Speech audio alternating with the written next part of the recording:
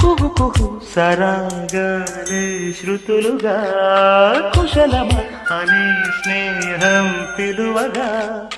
కిలకిల సమీపించే సడులతో ప్రతి పొద పదాలే పలుకగా కునుకురాక బుట్ట బొమ్మ గుబురు గూదని వనములేచి వద్దకొచ్చి నిద్రపుచ్చని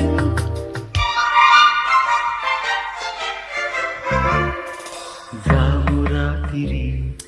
జాబిలమ్మ జోలపాడన ఇలా